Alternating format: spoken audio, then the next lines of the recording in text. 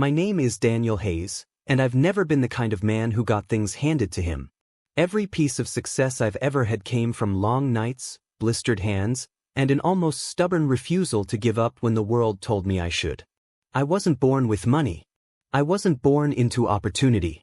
But I was born with something a lot of people underestimate: grit. And in my line of work, grit mattered more than anything else.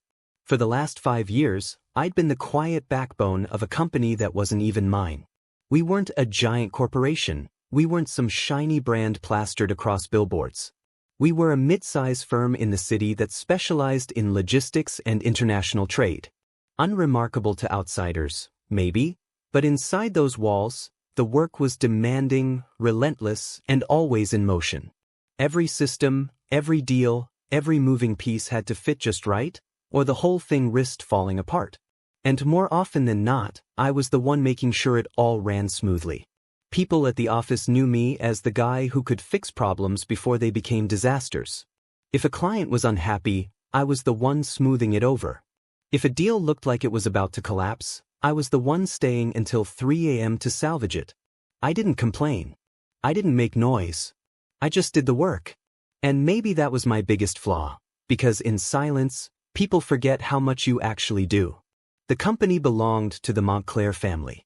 Old money, the kind that stretches across generations and carries itself with a certain smugness, like the world owes them for simply existing. At the head of it all was Charles Montclair, a man whose empire was built by his father and grandfather before him. But Charles was older now, half-retired, and most of his attention had shifted overseas. That left the company in the hands of his only daughter, Evelyn. Evelyn Montclair. If you asked me to describe her in one sentence, I'd say she was equal parts brilliance and disaster wrapped in designer clothes. On paper, she was the kind of woman people admired, strikingly beautiful, educated abroad, polished in all the right ways. But beneath the surface, Evelyn was complicated. She carried herself like she was untouchable, like her last name gave her immunity from mistakes. Yet I had spent enough late nights fixing her blunders to know she was far from perfect. I can't deny she had presence. When Evelyn walked into a room, people noticed. Not just because of her looks, though that was undeniable, but because she had this way of commanding attention, of making you feel like whatever she said carried more weight than it actually did. It was infuriating in a way. She could make the most reckless decisions sound like genius until reality caught up and someone like me had to patch the holes. There was something about her. And I hated admitting that even to myself. Our relationship was strange. She leaned on me more than she probably realized, yet she never gave me the credit I deserved. I was the ghost in the machine, the man in the shadows keeping her afloat. She'd bark orders at me in meetings, then send me private texts asking if I could fix this mess quietly. She'd scold me in front of others, then linger at my desk after hours, pretending to need clarification on some trivial report while her eyes betrayed something softer. It was a game I never fully understood. And maybe, in a way, I let myself enjoy the proximity to her world, even if I knew I didn't belong in it. Evelyn came from wealth I couldn't even comprehend. I drove a car that groaned every time it hit second gear. She drove imported luxury vehicles that cost more than I made in a year. I lived in a one-bedroom apartment where the heating cut out every other week. She lived in a penthouse with a skyline view, her wine rack alone worth more than my rent. But despite all that, there were moments, fleeting, almost accidental, where the lines between us blurred.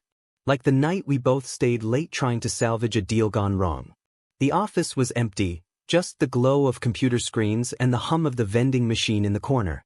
At some point, she kicked off her heels, slumped into the chair beside me, and laughed, genuinely laughed, at something sarcastic I'd said about the client's impossible demands. For a brief second, she wasn't the heiress of Montclair Industries.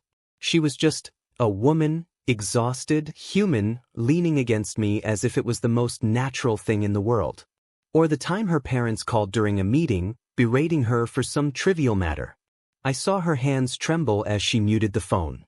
When she noticed me watching, she straightened her posture, her voice sharpening into that imperious tone she always used. But later that night, she lingered at my desk again, softer this time. "You won't repeat what you saw, will you?" she asked quietly. I told her I wouldn't. I never did. There was always this push and pull between us. She'd act like I was beneath her, then rely on me more than anyone else. She never admitted it, but I could feel it, that invisible thread that tied us together in ways neither of us would acknowledge out loud. And maybe that was enough to keep me where I was, working harder than I should, hoping for recognition that never really came. The office itself was a strange ecosystem. The other employees respected me, though they also knew I'd never rise beyond middle management, not with the Montclairs guarding the higher rungs like sacred territory. Some pitied me for how often Evelyn leaned on me. Others envied it, as if I had some secret influence over her. But the truth was simpler. She trusted me because she had no choice. That trust was fragile, and I didn't realize how quickly it could shatter until the cracks started showing. It began with whispers about her parents visiting. They'd been overseas for years, semi-retired but still very much invested in appearances. Word around the office was that they didn't trust Evelyn to run things alone. That they worried she wasn't settled enough, wasn't projecting the image they wanted for the Montclair legacy. I caught snippets of phone calls, Evelyn pacing in her office, her voice sharper than usual. Words like responsibility, marriage, expectations floated through the glass walls. One evening, as I was gathering my things to leave, I heard the unmistakable sound of her heels clicking behind me. "Daniel," she said, her tone brisk but tinged with something I couldn't place. "A moment, please." I turned, hiding my exhaustion behind a polite smile. "Of course, Ms. Montclair. What can I do for you?" She hesitated. Evelyn never hesitated. Then she gestured toward her office. "Inside. This isn't a hallway conversation." I followed her in, closing the door behind me. She stood by the window, staring out at the city lights. For once, she seemed uncertain, vulnerable even. "My parents are coming back," she said finally, her voice quieter than usual. "Next month. They'll be here for several weeks." I nodded slowly. "I've heard." Her gaze snapped to mine, sharp, suspicious. "From who?" I shrugged. "People talk. That kind of news travels fast." She studied me for a long moment, then sighed, sinking into her chair. "They've been pressing me for months about personal matters. They want me to prove that I'm capable of managing my life. Of you settling down." I stayed silent, sensing this wasn't the time for quips. Her eyes flickered with something I couldn't quite read. I told them I was married. The words hung in the air like smoke. My mind scrambled, trying to process them. Married? Evelyn Montclair, who spent most weekends at galas, fundraisers, and rooftop parties with a rotating cast of suitors? Married? She must have read the confusion on my face, because her expression hardened. It was easier than enduring their lectures. They don't respect me. They think I'm incapable. So I told them what they wanted to hear. I shifted uneasily. "And now, they expect to meet this husband of yours." Her silence was answer enough. I didn't know it then, but that moment was the first domino falling. The first step toward everything that would unravel. The deception, the betrayal, the humiliation. And eventually, the revenge. But I'm getting ahead of myself. At the time, all I knew was that Evelyn Montclair had just admitted to a lie too big to handle alone. And the way her eyes lingered on me, sharp but almost pleading, told me exactly where this was heading. I just didn't realize how much it would cost me. I should have walked out of her office that night. I should have told her that her lie wasn't my problem, that whatever image she needed to project to her parents had nothing to do with me. But the way she looked at me, the rare cracks in her polished facade, the desperation hiding beneath her usual arrogance, froze me in place. Evelyn Montclair was not the type of woman who asked for help. She demanded it, expected it, but never truly asked. And yet that night, I saw the faintest trace of vulnerability in her eyes, like she was balancing on the edge of a cliff and I was the only hand within reach. "You lied to your parents," I said slowly. Her jaw tightened. "I did what I had to do. And now you need someone to play the part." Her gaze met mine. Steady. Almost challenging. "Yes." I let out a low breath, leaning against the back of a chair. "Evelyn, This isn't a small thing. We're not talking about a business presentation or smoothing over a client. You're asking me to be your husband. To lie to your family. She straightened, regaining some of her composure. You already lie for me every day. The words stung more than I expected.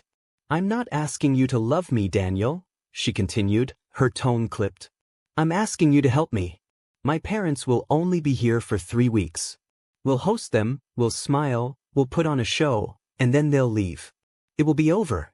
Simple. Simple, I echoed, though my gut told me otherwise.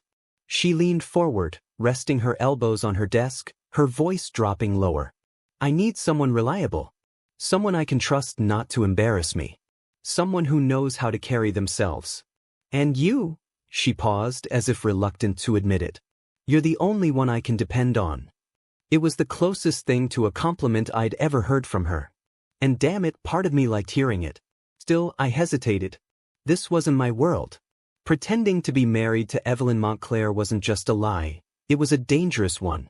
But another part of me, the foolish part, felt an almost magnetic pull.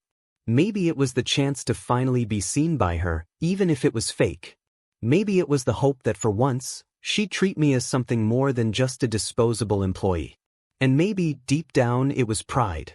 Pride in knowing she needed me in a way no one else could fill. I'll think about it, I said finally. You don't have time to think, she snapped, then caught herself, softening slightly. Please, Daniel. I wouldn't ask if I had another option. That please did it. Evelyn Montclair never said please. I should have known better. The weeks leading up to her parents' arrival were a blur of preparation. Evelyn orchestrated everything with her usual perfectionism, wardrobe choices, backstory details, even rehearsing how we'd tell the story of how we met. We'll say it was at the company, she decided one night, pacing her penthouse living room as I sat stiffly on her pristine white sofa. You impressed me with your competence. I raised an eyebrow. That doesn't sound like something you'd ever admit. She shot me a glare, then smirked faintly. Fine. You were persistent. Charming even. Against my better judgment, you won me over. I chuckled, shaking my head. That sounds more like you. We practiced the small details, our first date, the proposal, our daily routines. She drilled me like it was a performance, which, in a way, it was. And though I hated to admit it, there were moments when the rehearsals almost felt real. One evening, as she adjusted the cuff of my shirt to make it look more husband-like, her fingers lingered just a moment too long.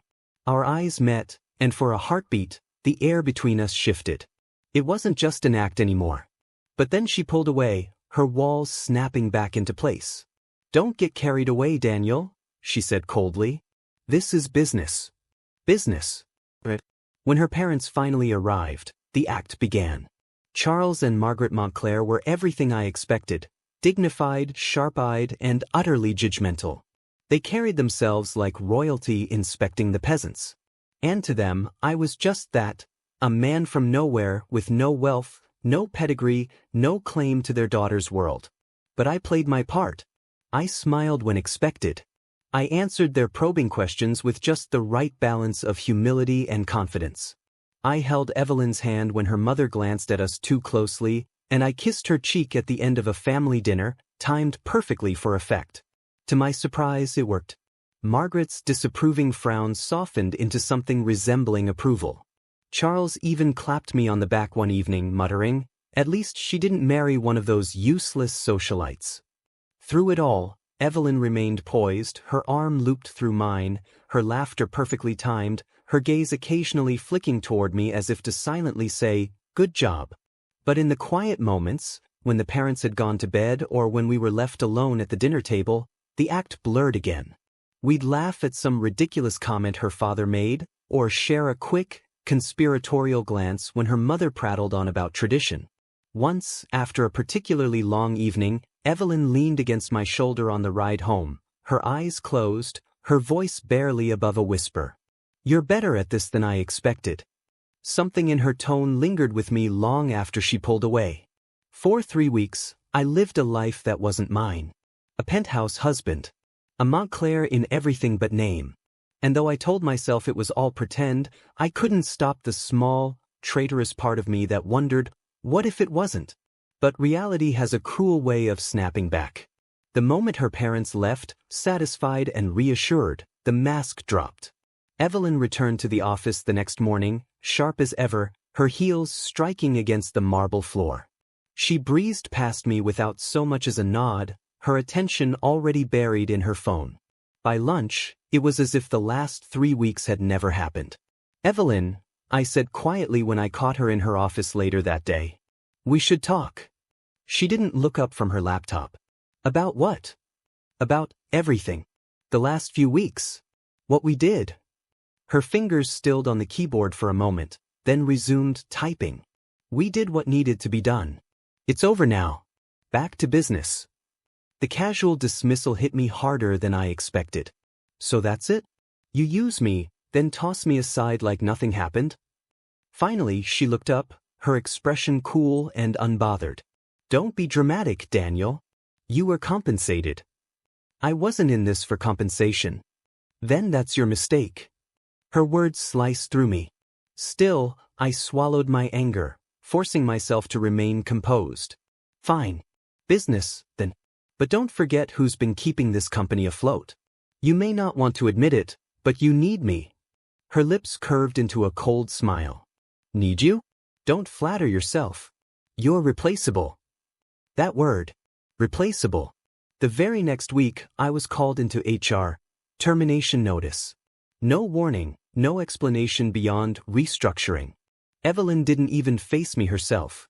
One day, I was her savior. The next, I was gone. I packed my things in silence, ignoring the sympathetic looks from coworkers.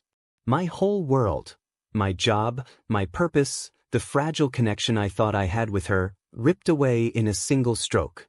When I left the building for the last time, I glanced up at her office window.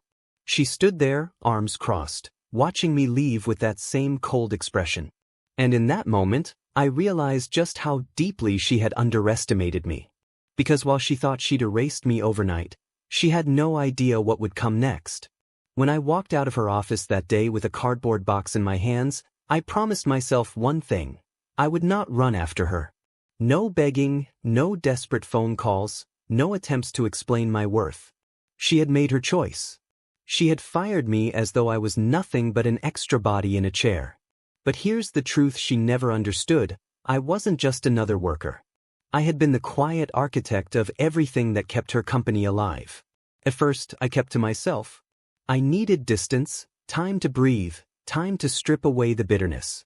For weeks, I stayed silent. Meanwhile, inside her glass tower, the gears began to grind without their operator. The cracks showed faster than I expected. Simple contracts weren't being renewed. Clients were left waiting on calls that never came. Files disappeared because no one knew where to look. The systems I had carefully built, the processes I had fine-tuned, now sat in the hands of people who didn't even understand how they worked. And she, of course, ignored it all. To her, it was just a few mistakes. After all, she was rich. She was the boss. She was untouchable. Until the day came when one mistake wasn't so small. A contract worth $1.2 million, her crown jewel deal, collapsed overnight. A single overlooked requirement, one I had always handled personally, went unchecked. The client withdrew, furious, and her investors started circling like sharks smelling blood. The whispers began, "She doesn't have control of her business anymore. She fired the wrong man. Without him, she's done." I didn't need to spread those whispers. They spread themselves. While her empire was burning, mine was being built. I had always been the man in the background, the one who kept the machine running while others took the credit. But once I was free, the offers came pouring in. Competitors who had once envied her company knew the truth. I was the engine behind her success. And this time, I chose wisely. I joined a firm that valued me, one that gave me room not just to work, but to lead. Within months, I secured clients she had once considered hers forever. The same people she had bragged about at board meetings were now calling me, saying, "We'd rather work with you." She must have felt it. Every contract she lost to me, every deal that slipped through her fingers, Must have burned like fire in her chest. The final blow came during a meeting neither of us had expected. A major international client had requested a presentation, and both our companies were invited. I walked into the conference room, calm, prepared, leading my new team. And there she was, already seated, her face going pale the moment she saw me at the head of the table. For a heartbeat, silence stretched between us. This was the woman who once begged me to pretend to be her husband, who leaned on me like I was the only thing keeping her life together, and then cast me aside like trash. Now she couldn't even meet my eyes. I didn't gloat. I didn't speak to her. I simply delivered my presentation, confident and composed, while she sat there in the shadow of everything she had thrown away. By the end of the meeting, the client shook my hand, sealing the deal with my company. She didn't just lose. She was erased. That night, I thought about everything. About the laughter in those late evenings when we rehearsed for her parents. About the squeeze of her hand under the dinner table, the fleeting moment when I thought it might all be real. And then about the look on her face the day she fired me, cold, smug, certain she was untouchable. I realized then that I didn't even need to hate her anymore. Her arrogance had destroyed her more thoroughly than I ever could. Revenge doesn't always come with fire and fury.